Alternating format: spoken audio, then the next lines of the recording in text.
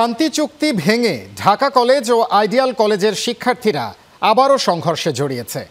বেলা 11:30টার দিকে রাজধানীর science lab এলাকায় এ ঘটনা ঘটে। 1 ঘন্টা পর পরিস্থিতি নিয়ন্ত্রণে আনে পুলিশ।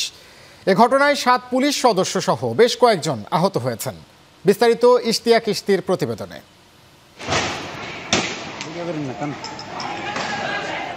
কোনো ধরনের ঝামেলা বা বিবাদে না জড়াতে অঙ্গীকার করার ঠিক 1 মাসের মাথায় আবারও সংঘর্ষে জড়ালো রাজধানীর ঢাকা কলেজ ও ধানমন্ডি আইডিয়াল কলেজের শিক্ষার্থীরা। 2 কলেজের শিক্ষার্থীদের মধ্যে বাকবিতণ্ডা ও হাতাহাতির বিবাদ রূপ নেয় কলেজের বাস ভাঙচুর পর্যন্ত। এরপর দফায় দফায় 2 পক্ষের শিক্ষার্থীদের মধ্যে চলে ধাওয়া পাল্টা ধাওয়ার ঘটনা। তবে আইডিয়াল কলেজের শিক্ষার্থীরা দাবি করেন তাদের কলেজের এক শিক্ষার্থীকে শান্তি চুক্তি ভঙ্গ করে মেরেছে ঢাকা কলেজের শিক্ষার্থীরা। তার প্রতিবাদ করায় ঢাকা কলেজের শিক্ষার্থীরা তাদের উপর হামলা চালায়। আমাদের এক ভাই শাহবাগ দিয়ে যাচ্ছিল, তখন দুইজন ছিল আমাদের কলেজের। তো ঢাকা কলেজের প্রায় 200 থেকে 250 জন স্টুডেন্ট আমাদের একজনকে মেরে অবস্থা অনেক খারাপ। উনি এখন আইসিইউতে আছে গত 2 দিন ধরে।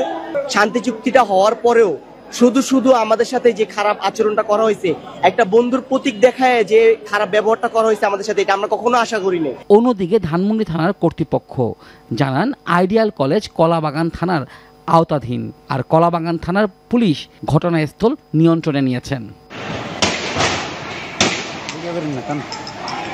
রমনা জোনের ডিসি জানান আজকের ঘটনায় একজন পুলিশ সহ 7 থেকে 8 জন আহত হয়েছেন। দ্রুত সময়ের মাঝে এই ঘটনার তদন্ত করা হবে।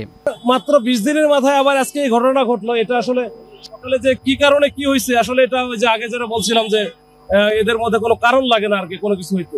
এর আগে মারামারি বন্ধ ও ভ্রাতৃত্ববোধ গড়তে 9 ডিসেম্বর নিউ মার্কেট থানার মধ্যস্থতায় শান্তি চুক্তি করে ঢাকা কলেজ ও আইডিয়াল কলেজের শিক্ষার্থীরা। ইশতিয়াক ইশতি, চ্যানেল 9, ঢাকা।